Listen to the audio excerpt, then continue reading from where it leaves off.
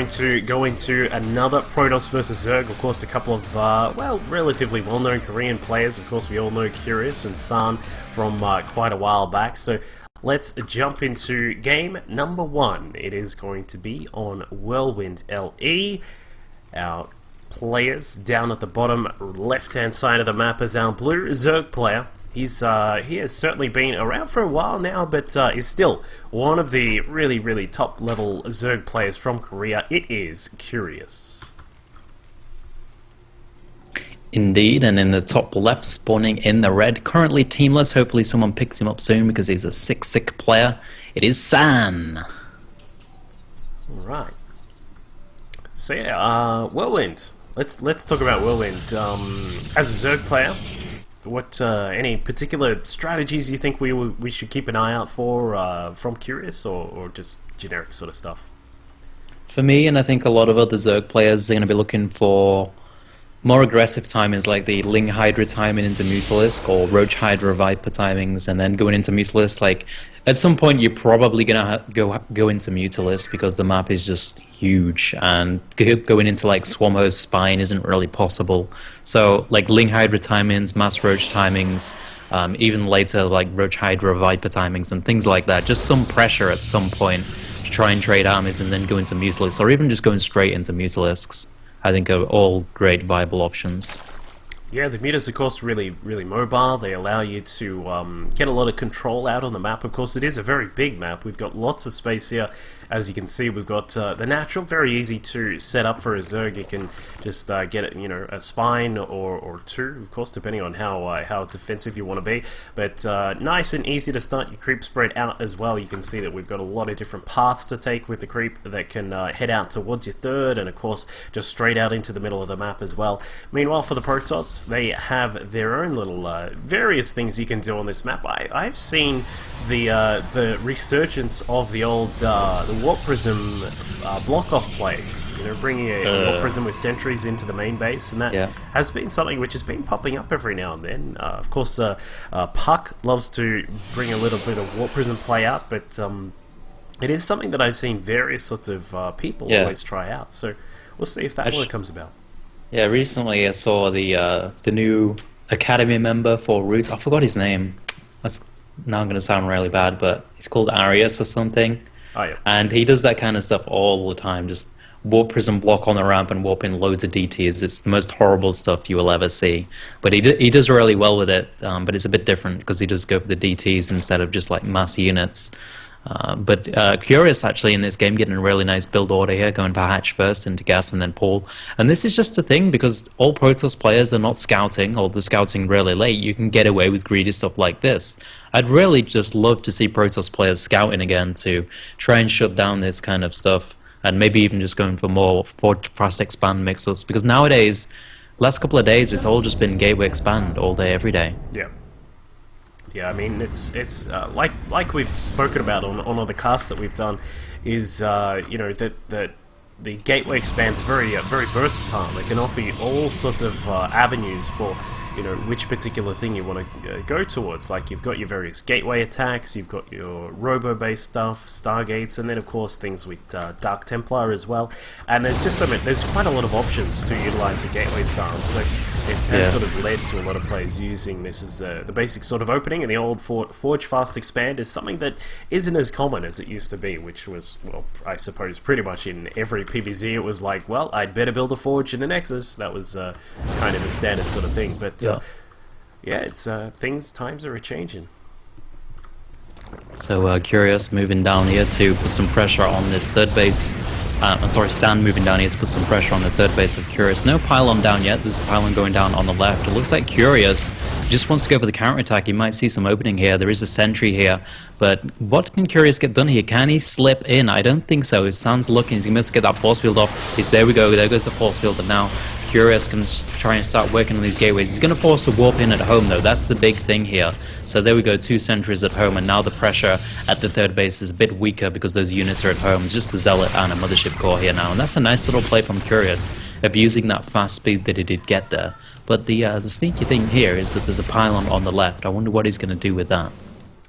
Yeah, I think we are going to lead into that very similar gateway style that we saw San doing in his first game up against Pig, or yeah, in that first game as a response to the hatchery block off in the natural. But this time, as you can see, Curious is going to scout this out, and he's going to be able to take down the probe, the zealot, and the pylon as well. Shouldn't be too much of a trouble. The mothership core may pick off 1 or 2 lings, but there's going to be no real hassle with that.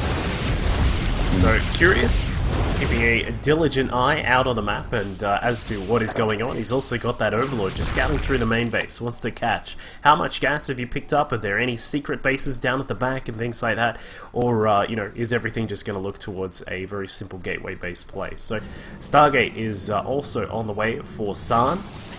Looks like we will have a small move out of units here as well. Yeah, Curious is playing this really, really nicely, just got control of the entire map, getting all the vision he needs with that Overlord sacrifice, and now he's, oh, I thought he was going to send a couple up there as well and see the Stargate, but yeah, finding those pylons. He's also got a link running around the bottom of the map, if you didn't see that, to look out for even more pylons, so Curious is not going to be dying to any kind of pylon shenanigans, and now there's a third base coming up really early for San. This is pretty greedy, and if Curious notices this, he sends 1 link up now. He might decide to put some pressure on here, because with only a Stargate opening, actually he's not building anything from that Stargate yet. No, it's taking a long time. But will Curious decide to pressure this? Doesn't look like it. Looks like 10 drones on the way for Curious. Might just go straight into a 4th base here instead of going for the pressure. It's a great thing to do as well. You can either pressure or just play super greedy. There, your choices once you see that 3rd base, basically. And the pylon just up with the natural is actually in a little bit of trouble. It looks like Curious is, well, he's just knocked his way in there, and San is in a little bit of trouble. Lots of his probes going to be taken down here. We can see that, well, there's only 4 at the moment, but the Lings are going to get a good look inside of what is going on. Okay, let's see. Were there any buildings? Not too much going on in here. Apart from the forge, I mean, there's nothing else really interesting, but of course this is all because the 3rd base has been taken relatively quickly by San. So nothing too much to scout out. Maybe grab a couple of probe kills while he's in here, and it looks like he'll get 1 or 2, taking the total kill to 7. Not too bad, but now he has a little bit of trouble at the front door of his 3rd. Yeah, but there's a bunch of roaches coming out. There's a couple of spines in the mirror line as well. And if he takes down these units, where's the mothership core? He probably wants to have a recall at some point here. He's moving back. He's going to look to pick off a couple of these sentries. There goes the force field. He's going to be able to pick off this roach or 2. And yeah, mothership core joining up now. He's going to be able to go for the recall. Cancels the pylon. Probably just going to walk home. Forced a lot of units.